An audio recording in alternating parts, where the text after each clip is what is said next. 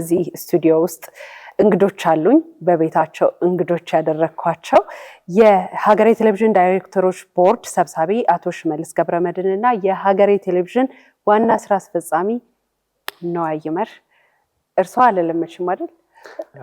አንተን ላስፈቅድ አቶ ሽመልስ ለሱ ነው ያልሽኝ እንጂ አቶ አልሽ። አዎ ነዋይ የቀድሞ አለቃዬ ነው። የስራ ባልደረባዬ የነበረ ሰው ነው። ኔይማር እያልኩ ነው የምጠራው።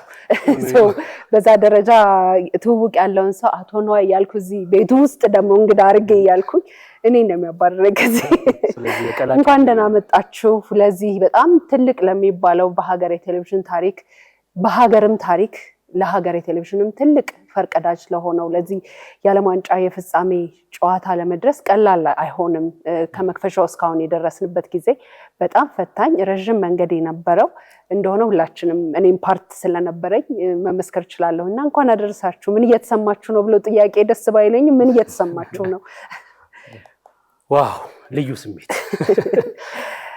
እንግዲህ ልጅ ወልዶ እንደ መዳር ነው። የዛሬ የሰርግ ቀን እንደሆነ ነው ፊልም እናደርገው። ምክንያቱም በእግር ኳስ ታሪክ በፕራይቬት ሴክተር የመጀመሪያውን ኃላፊነት ወስደን ያን ኃላፊነት ደግሞ በአግባቡ ስንወጣ ማየት አንድም እክል ሳይገጥመን ከብዙ ቻሌንጅ በኋላ ግን ሰክሰስፉል ሆነ መወጣታችን ትልቅ ደስታ ፈጥሮልናል እና ልዩ ስሜት ነው ያለው። ነዋይ አቶ ነዋይ ይቀጥል። ለመናገር ልክ አሁን በሌላ አካል ብንሆን ስፔንና አርጀንቲና ደጋፊ ሆነው ደግሞ ስፔንና አርጀንቲና ተጫዋች ሆነው ለዋንጫው ለመጫወት አሁን ተነል ላይ እንዳለ ነው ወይ ደግሞ ከመሎሻ ክፍል እንደመውጣት አይነት ስሜት ነው ያለው። በጣም በጣም ደስ የሚል ለዚህም ደግሞ እንደ ሀገሬ ቲቪ በጣም እድለኞች ነን እናስባለን። ምክንያቱም ዓለም ዋንጫ ለሁሉም ማስተላለፍ የሚችለው በዓለም ላይ በጣም በጣም ትልቁ ውድድር ነው። ይህን እድል ደግሞ እንደ ሀገሬ ቴሌቪዥን በኢትዮጵያ ውስጥ የማስተላለፍ መብት አግኝቶ ለብዙ ሚሊዮኖች ኢትዮጵያኖች ቤት በነፃ ማድረስ ማለት በጣም ልዩ ትርጉም አለው። ለኔ ደግሞ የበለጠ ደግሞ ልዩ ትርጉም የሚሰጠው ምንድነው ስፖርት ውስጥ እንዳሳለፈ ሰው ስፖርት ለኢትዮጵያኖች፣ ስፖርት ለወጣቱ፣ ስፖርት ብዙ ለሚያስብ ማህበረሰብ ውስጥ ያለው ፋይዳ በጣም ትልቅ ስለሆነ ይሄንን ብዙ ትርጉም ያለውን ውድድር ለተመልካቾቻችን ማድረሳችን በጣም በጣም የሚያስደስት ነገር ነው። ይሄንንም እንግዲህ እድል እግዚአብሔር ስለሰጠን በጣም በጣም እግዚአብሔርን አመሰግናለሁ። ምንም ጥርጥር የለው። ምናልባትም በስፖርት ጋዜጠኝነት ወይ ደግሞ ስፖርት ላይ ሲሰራ ለኖረ ሰው በልዩ ሁኔታ ነው እንኳን ደስ ያለ ማለት የሚፈልገው። ምክንያቱም መስመሩ አጭር እንዳልሆነ በጣም እረዳለሁ። አቶ ሽመልስም ይህን የመሰለ ግዙፍ የሆነ ዝግጅት ለተመልካች ለማቅረብ ብቻን የሚሰራ ስራ አይደለም አይደለ? በጣም የጋራ ስራ ነው።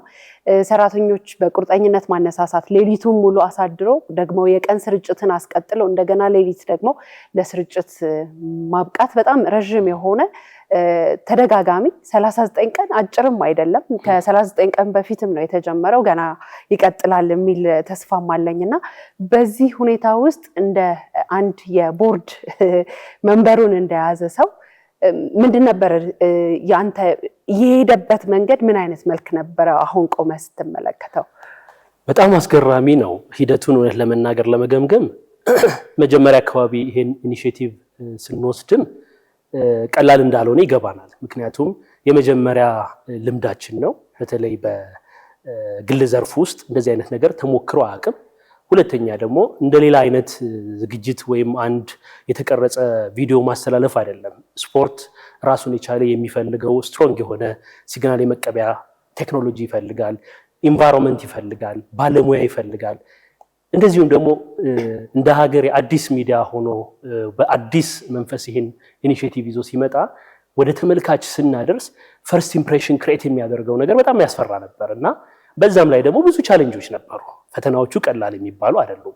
እነዛን ፈተናዎች ሁሉ ከጎን እንደ ሊደር እየመሩ በጎን ደግሞ እንደገና ደግሞ ለማህበረሰቡ ልናደርስ የፈለግነውን ኮንቴንት በአግባቡ እንዲደርስ ለማድረግ የከፈልነው ዋጋ በጣም በጣም ሰፊ ጊዜ ወሰደ፣ አድካሚ የሆነ ነገር ግን መጨረሻው ፍሬውን ስናይ በእውነት እጅግ በጣም የሚያስደስት ነው። ከምንም በላይ እኛ እዚህ ቦታ ደምቀን እንድንታይ ትልቁን ሮል የተጫወቱት ባለሙያዎቻችን በእውነት ትልቅ ቦታ የሚሰጣቸው ናቸው።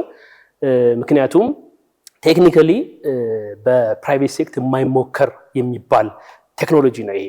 ይሄን ሙከራ ለመጀመሪያ ጊዜ ነው ያመጣ ነው። በተለየ ስልጠናም እንኳን ያገኘንበት አይደለም። ግን ኢትዮጵያውያን አቅም እንዳላቸው ያሳዩ ባለሙያዎች እንዳሉን ተረድተናል። በትንሽ ባለሙያ በትንሽ ሪሶርስ በጣም ስቱዲዮ ራሱ በቃ በቂ ነው በማይባል ኤንቫይሮንመንት ይሄ ሁሉ ጊዜው ሲደርስ ነው እንደገና ሪወርክ ማድረግ የነበረብን። ያ ብቻ አይደለም። ስርጭታችን መጀመሪያ አካባቢ ስንጀምር በኤስዲ ነበር የተጀመረውና ኤቭሪባዲ ኮምፕሌን ያደርጋል። ስለዚህ እኛ ደግሞ እንደ መሪ እዛ ቦታ ስንቀመጥ የእያንዳንዱ ማህበረሰብ ጥያቄን የመመለስ ኃላፊነት አለብን።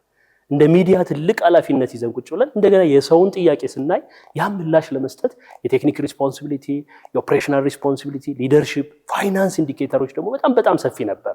ያ ምላሽ ለመስጠት ያደረግነው ትብብር ኢሚዲየትሊ ነበር ኤችዲን በአንድ ጊዜ መቀየር። ኤችዲም ስንል በተለይ እንደ ስፖርት በጣም ሙቭመንት ያላቸውን ሲግናሎችን ለማስተላለፍ በሚያስችል ኳሊቲ ሌቭል ለመምጣት ያደረግነው ጥረት የማህበረሰቡ ምላሽ ለመስጠት ጥሩ ነበር።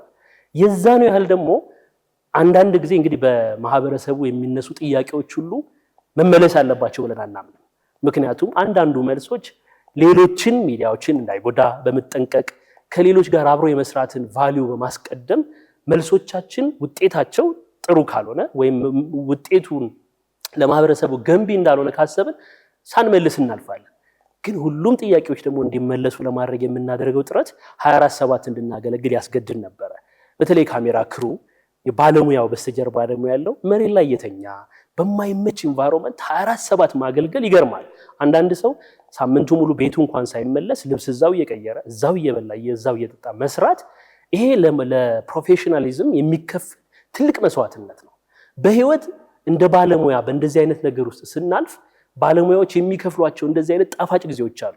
ነገ ትልልቅ ህይወታቸው በካሪየሮቻቸው በጣም ሰፊ ጆርኒ አልፈው ሊናገሯት የሚችሉ ታሪክ የሰሩበት ነው። ሀገሬ ውስጥ የነበሩ ባለሙያዎች ሁሉ ታሪክ ጽፈው አልፈዋል። በአጭር ጊዜ ዝግጅት በጣም ኦፕቲማይዝድ በሆነ ሪሶርስ የሚገርም ኳሊቲ ስራ ነው የተሰራው። ማህበረሰቡን በጣም ደስተኛ እንደሆነ ከዴይ ዋን ጀምሮ የነበረው ፊድባክ እየመለሰን እየነገረን ነበር ያለውና ለኛ ትልቅ ኢንዲኬተር ነው። ለበለጠ እንድንሰራ ብዙ ኃላፊነቶች እንድንቀበል እንደዚሁ ደግሞ ማድረግ እንደምንችል ያሳየንበት ትልቅ መማሪያችን ሆኖ አልፏል። በእርግጠኝነት ነዋይም በጣም ብዙ ሊያወራለት የሚችል ቲም እንደገነባ ነው ምስክር ስለሆንኩኝ ስለነሱ የምታነሳው ነገር እንዳለ በጣም እርግጠኛ ነኝ። ግን ደግሞ በተጨማሪም በደንብ ተሳይዝ አድርገን እንድታነሳው በፈልገው ነገር ምንድነው ስፖርት ያለ ስፖንሰር የሚሰራ ነገር አይደለም። ቴሌቪዥን ደግሞ ጭራሽ የአጋር ድርጅቶች ከሌሉ መቆምን ማሰብ የሚቻል ነገር አይደለምና ቅድም አቶ ሽመልስም ሲያነሳው እንደነበረ በድፍረት የተገባበትን ነገር አጋሮቻችን እንዴት ሊያግዙን እንደቻሉ ምን አይነት ምስጋና እንዳለ ምን አይነት ኢምፓክት እንዳላቸው ካንተ አፍ ሰማ ደስ ይለኛል።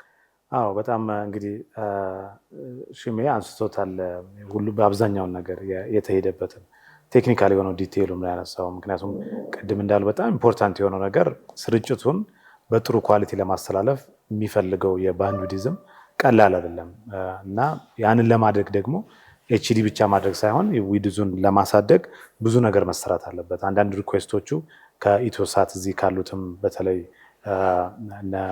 ሌሎችም የስራ ባልደረቦች ሁሉ የነበራቸው ድጋፍ በጣም ትልቅ ነገር ነበር። በጣም ኳሊቲው ዝም ብሎ የሚመጣ ነገርም ስላልሆነ ማለት ነው። በጣም ብዙ ቴክኒካዊ ጉዳዮች አሉት። ከዛ በላይ ግን እኔን ማንሳት የምፈልገው ያው እንግዲህ ሽሜ እንዳነሳው አብዛኛው ነገር ለሰራተኞቹ ላይ በእርግጥም ሰራተኞቹ ብዙ ዋጋ ያላቸው ናቸው። ግን የመጀመሪያው ነገር ይመስለኛል ኢንቨስተሮቹ ጋር ያለው ተነሳሽነት በጣም ትልቅ ነው ብዬ አስባለሁ። ምክንያቱም ይሄ ዓለም አቀፍ በተለይ ደግሞ ፊፋ የሚያስተላልፈውን ዓለም ዋንጫ ማስተላለፍ ማለት ያው ምንም የስፖርት ቤተሰቡ በደንብ ያውቀዋል። በጣም ኤክስፔንሲቭ የሚባለው በዚህ ዓለም ዋንጫ ብቻ ፊፋ ያገኘውን ስንሰባ በጣም ያስደነገጠ ወደ 15 ቢሊዮን የአሜሪካን ዶላር አግኝቷል ማለት አንዱ የዚህ ቢሊዮን ዶላር ኮንትሪቢዩተር ሀገሬ ቲቪ ነው ማለት ነው። እና ከዛ ጀምሮ ያንን ገንዘብ ለማውጣት ፈቃደኛ መሆን ማለት ለኢንቨስተሮቹ በጣም ትልቅ ነገር ነው ብዬ አስባለሁ። የመጀመሪያው ነገር እንግዲህ ምክንያታቸው ማህበረሰቡ በስፖርት የሚዝናና ማህበረሰብ እንደሆነ ያምናሉ። ስፖርቱ ደግሞ የሚፈጥረውን ኢምፓክት ስለሚያውቁ ያን ኢምፓክት ነው ከሚያገኙት ሪተርን ነው የበለጠ ማለት ነው። ከነሱ ቀጥሎ ደግሞ እንግዲህ በነሽም የሚመራው አጠቃላይ ቦርዱ እኛ የምናመጣቸውን እቅዶች ማኔጅመንቱ የሚያመጣቸውን እቅዶች በይሁንታ ተቀብሎ ይሁንታ ብቻ አይደለም ደግሞ እኛ የምናነሳቸውን ሀሳቦች እነዚህንም ብትጨምሩባቸው ይህን ነገር ብታስተካክሉት በሚል ከጎናችን ደግፈውን ደግሞ ያው ነገሮች እንዲጀመሩ ማድረጋችን በጣም ትልቅ ነገር ነው። ያን ደግሞ ተሸክሞ አየር ላይ ለማውጣት ያው ኪሳራ መምጣት የለበትም። ሰላም እንዳነሳሽው እንግዲህ ብዙ ስፖንሰሮችን ጠይቀናል። በተለያየ ምክንያት ፊታቸውን ያዞሩብን ነበሩ። ብዙዎች ደግሞ ከኛ ጎን ሆነው ብዙ ነገር ሲደግፉ ነበሩ። በቀጥታ ከኢትዮጵያ ንግድ ባንክ እንግዲህ ታይትል ስፖንሰር ሆኗል። ስለ ኢትዮጵያ ንግድ ባንክ ያው በአጭር ቃላት መግለጽ በጣም ከባድ ነው ብዬ አስባለሁ። ለኢትዮጵያኖች አጠቃላይ ትልልቅ የኢትዮጵያ ተቋማትም ያለው ፋይዳ በተለያየ ዘርፍም ያለው ነገር ብዙ ጊዜ የተባለ ነገር ነው። ብዙዎቻችን ህይወት ላይም ቀጥታ የሆነ ኢምፓክት ያለው ተቋም ነውና ከጎናችን ሆኖ ይሄ ዓለም ዋንጫ በታይትል ስፖንሰርነት ትልቁን ድርሻ ወስዶ ከጎናችን ስለነበር በጣም እናመሰግናለን። ከምንም በላይ ደግሞ አብዛኞቹን ከመጣው በኋላ የሚያገኟቸው እዚህ የቆዩ በጣም ሀገሬን ለአመታት በጣም ጠንካራ ሆኖ እንዲቆይ አድርጎታል። ምናልባት ስሙ የተወሰነ ላይታወቅ ይችላል፣ ግን እዚህ ቤት ውስጥ የተገነባው ከልቸር እኔም እንደ አዲስ እንድማረውና ለህይወት የሚጠቅመኝ ነገር የወሰድኩበት ነው። ስራውም እንግዲህ ቅድም ሽሜ እንዳለው ስራቸውን በትክክል ያንን ያሳያል። የተቀን የሚሰሩ ደከመን የማይሉ ወደ ቤት ከመሄድ ይልቅ እዚሁ የምናድርበት ነገር ይመቻችልን ብለው የሚጠይቁ በጣም ጠንካራ ሰራተኞች ናቸው። እዚህ ፊት ለፊት ያሉትን ሁሉ በጣም ከልብ አመሰግናለሁ። ከኋላም ያሉትን የቴክኒኮችንም ኮንቴንት ላይ የሚሰሩትንም እነሱን በጣም አመስገን እንፈልጋለን። ከዛ በተጨማሪ ደግሞ ተመልካቾቻችን የሚፈልጉትን ነገር እየጠየቁ እኛ እንድናቀርብላቸው የተለያዩ ነገሮች ሲጠይቁን ነበር።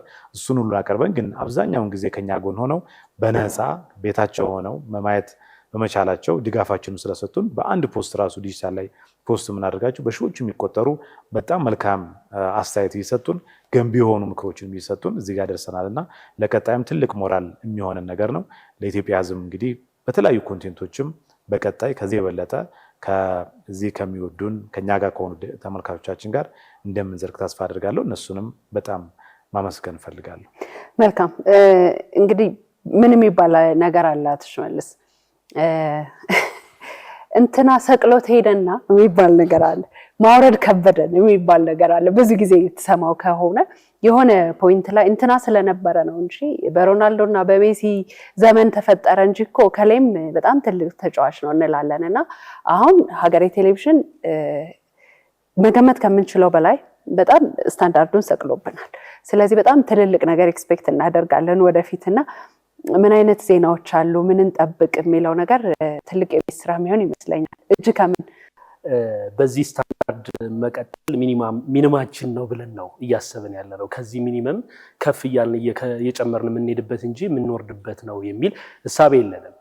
መጀመሪያም ይሄን ጉዳይ ይዘን ስንመጣ ዝም ብለን በዘፈቀደ የመጣንበት አይደለም። ስትሮንግ የሆነ ስትራቴጂ ሰርተን የመጣ ነው።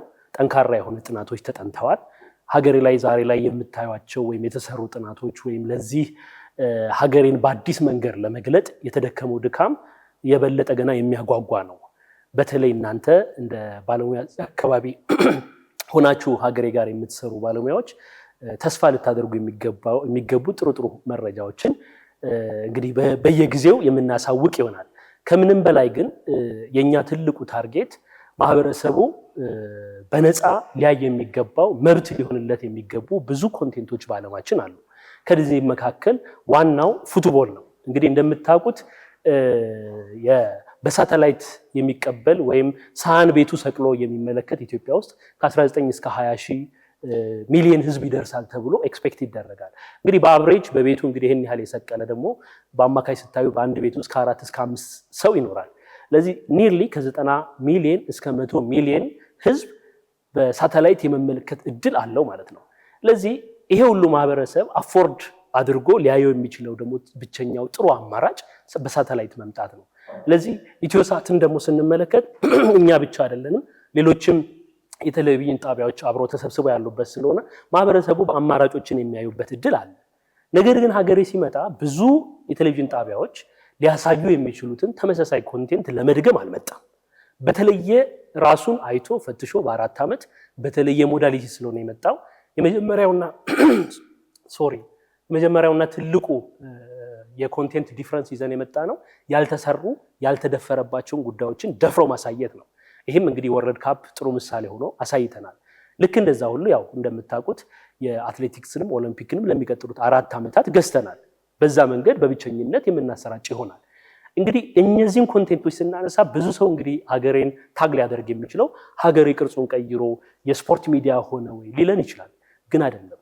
ከስፖርት ውጪ እጅግ የሚያጓጉ ሀገራዊ የሆኑ ብዙ ፕሮግራሞችን ይዘን መተናል።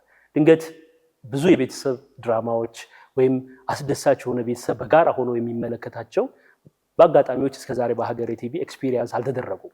አሁን ግን በጣም ታሪክን የሚያወሱ የኢትዮጵያውያን ዊዝደምን በደንብ የሚያሳዩ ለማህበረሰቡ ሜቢ በጣም የሚያስደንቁ በቅርብ ጊዜ ዜናዎችን ይዘን እንመጣለን። ያኚህ ዜናዎች ሜቢ ከወርልድ ካፕ ካስደነገጠው ወይም ወርልድ ካፕ ካተራመሰው የሚዲያ ማዕበል የበለጠ እንደሚመጣ ኤክስፔክት እናደርጋለን። ቢኮዝ ይዘው የሚመጡ ቫሊዩ ለማህበረሰቡ በጣም ትልቅ ስለሆነ ያ ብቻ አይደለም። ሀገሬ ከዚህ በፊት ጀምሯቸው በተለያየ ምክንያት ያቆማቸው 4 ዓመት 2 ዓመት ሰርተው ኮንቴንታቸውን አሁን በሌላ መንፈስ ደግሞ ቀየር አድርገን ይዘን የመጣናቸው ብዙ ኮንቴንቶች አሉ። ጤናው ዘርፍ ላይ ኮንትሪቢዩት ማድረግ አለብን ብለን እናስባለን። ቴክኖሎጂ ላይ በጣም ጥሩ የቴክኖሎጂ ፕሮግራም ይዘን በቅርብ ጊዜ እንመጣለን። ከቴክኖሎጂ ፕሮግራም ደግሞ ባዘለ አሁን አገራችን በኢኮኖሚክ ሪፎርም በጣም እየተቀያየረች ብዙ ነገር እየሰማን ያለንበት ጊዜ ነው። ስለዚህ የኢኮኖሚ የቢዝነስ ፕሮግራሞች አሉን። ከዛ በዘለለ እጅግ በጣም ማህበረሰቡን የሚያጫውቱ የሚያዝናኑ የባህል ጉዳዮችን ትሬስ የምናደርግባቸው ኢትዮጵያዊ መቼቶችን ሁሉ የምናሳይባቸው ሰፊ ፕሮግራም አለ። ድንገት የሀገሬ ቢፌ ብላቸው ይቀላል። ቢፌው ላይ የሚፈልጉትን የሚያነሱበት 24/7 አይናቸውን ቻናላቸውን ከሀገሬ ቲቪ እንዳያነሱ የሚያደርጉ ነገሮች እየመጡ ነው ያሉት። በቅርብ ጊዜ እንግዲህ በአንድ ጊዜም ደግሞ ማድረግ አስደንጋጭም እንዳይሆን ቀስ እያልን ልክ እንደ ወርልድ ካፕ ሁሉ ሌሎችን የምናመጣ ይሆናል። እንግዲህ በቅርብ ጊዜ የሚተላለፈውን የቤርሊን ሩጫንም ቢሆን እንግዲህ ብዙ ኢትዮጵያውያን የሚሳተፉበት አትሌቲክስ ነው። ያን አትሌቲክስ ኢሚዲየትሊ እንግዲህ ዓለም ዋንጫ ሲያልቅ ደግሞ አሸጋግረናቸዋል። ማህበረሰቡ ያን እያየ ይጠብቃል። ከምንም በላይ ግን እንደው ጠቅለልስ አድርገው ስፖርት ለኛ ስፔሻል የሚያደርገው ምንድነው? ወጣቱ ላይ መስራት ነው። ወጣቱ ብዙ ኮንቴንት ያስፈልገዋል። ወጣቱ መዋያ ያስፈልገዋል። ወጣቱ መማሪያ መድረኮች ያስፈልጉታል።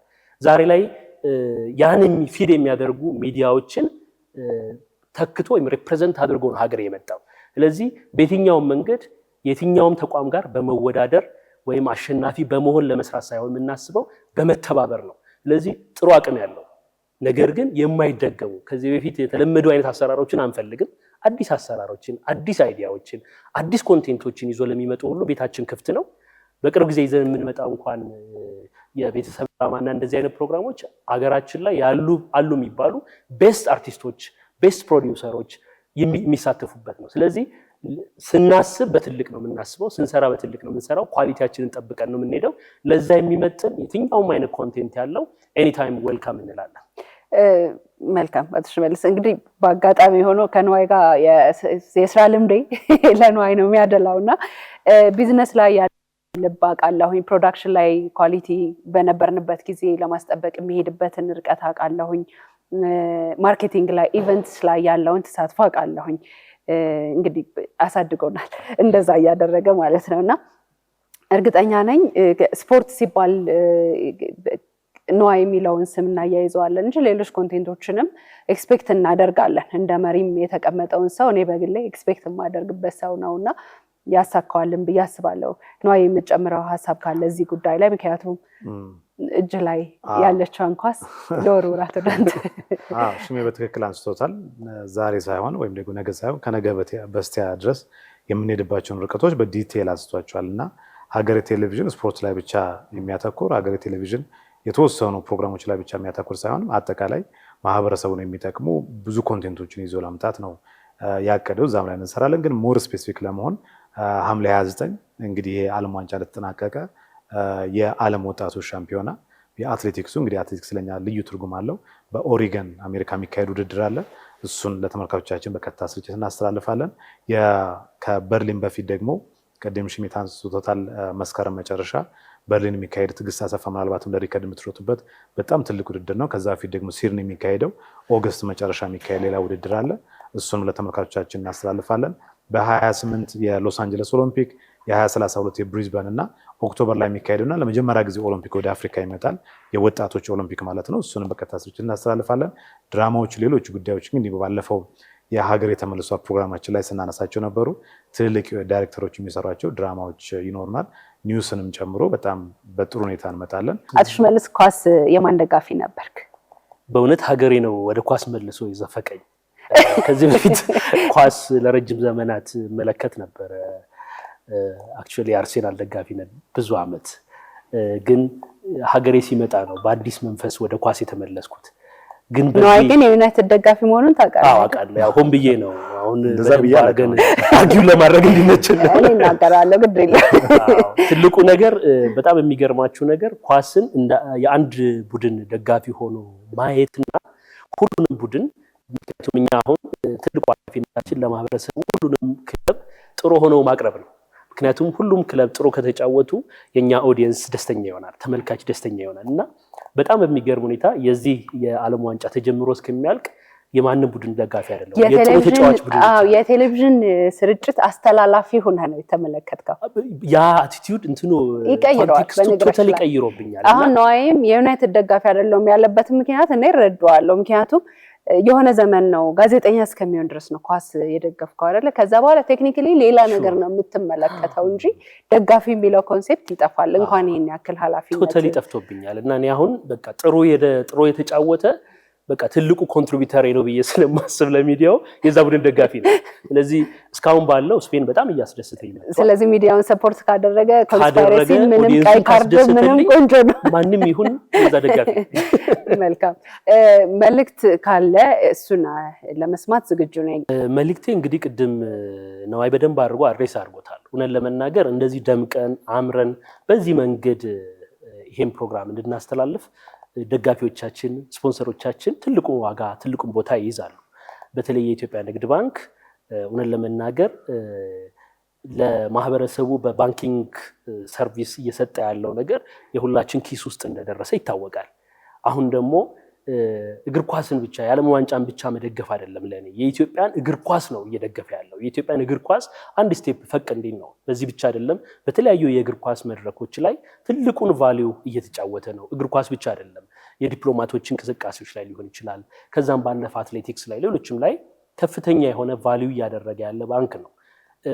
ስለዚህ እኔም ሁል ጊዜ አንድ ተቋም አገርን የሚገነባ ለአገር ቫልዩ የሚሰጥ ተቋም ባለበት መስክ ብቻ መቆም ሳይሆን በጎን ደግሞ ለማህበረሰቡ ኮንትሪቢዩት የሚያደርግበትን እንደዚህ አይነት ሴክተሮችን መምረጥ ትልቅ ቫልዩ የሚሰጥ ነውና የኢትዮጵያ ንግድ ባንክ ያደረገው ነገር ለኛ በጣም ትልቅ ቫልዩ ነው አድ ያደረገልን። ሁለተኛ ቅድም እሱም ተናግሯል፣ ሌሎችን ማላነሳም ኢትዮ ቴሌኮም፣ ስታር አሊያንስ ግሩፕ፣ ሌሎችም ዴች ገዳ የመሳሰሉት የነሱ ኮንትሪቢዩሽን ነው እኛ የምንፈልገውን ነገር ያደረገው። ከዛ ውጭ ግን ማህበረሰቡ ምንም ኳሽን የለውም። ሀገሬን ቲቪ አይቶ የማያውቁሉ ወደ ሀገሬ አሁን ተመልሷል። ትክክለኛ ቤቱ ሀገሩ ስለሆነ። ስለዚህ ሀገሬ ላይ ዛሬ የምናየው ኦዲየንስ ባያዩን፣ ባይመለከቱን፣ ኮሜንት ባያደርጉን፣ ፊድባክ ባይሰጡን፣ ኢምፕሩቭ እንድናደርግ እድል ባይሰጡን የኛ ማህበረሰብ ቶሎ አይደለም የሚቀጣው። ሲቀጣም እውነት ለመናገር በዚህ ዝግጅት ላይ ፍርሃትም ነበረኝ። ፌል አድርገን እንደው ማህበረሰቡ ይሸሻል። አንድም ቦታ ፌል ሳናደርግ ከመጀመሪያ እስከ መጨረሻ ጨርሰናል። ይሄን ሰክሰሳችንን ደግሞ እዛው ፊድባክ ሰጥተው አሳይተውናል፣ አመስግነውናል፣ ልዩ ቫልዩ ሰጥተውናል። ይሄ ለኛ ትልቅ አበረታች ነውና ማህበረሰቡ አሁንም ከኛ ጋር እንዲቀጥል በተለይ ወጣቱ እንዲደግፈን ወጣቱ የሚያስፈልገውን ነገር ኤኒ ታይም እንዲጠይቀን ሊጉንም እናመጣለን። ጥያቄዎች አሉ፣ ያንም ይዘን ለመምጣት በከፍተኛ እየሰራን ያለ ነው። ድጋፋችን የነሱ ለኛ ሞራል የሚሰጡን ብቻ ነው፣ ሌላ አይደለምና ከዛ እንዳይለየን አደራላለሁ። አመሰግናለሁ። እንደ ተንታኞችና ፕሮግራም አቅራቢ ሆኜ ይሄ ድል ስለመጣ እኛም የዚህ አካል በየ4 ዓመቱ የሚመጣ ነገር ነውና እንዲሁ በየጊዜው የሚመጣ ነገር አይደለም። የዚህ አካል ስለነበረን የዚህ ታሪክ ጸሐፊዎች ውስጥ ስማችን ስለተመዘገበ በጣም ደስ ብሎናል። በጣም እናመሰግናለን። በርቱ። ገና ብዙ እንጠብቃለን።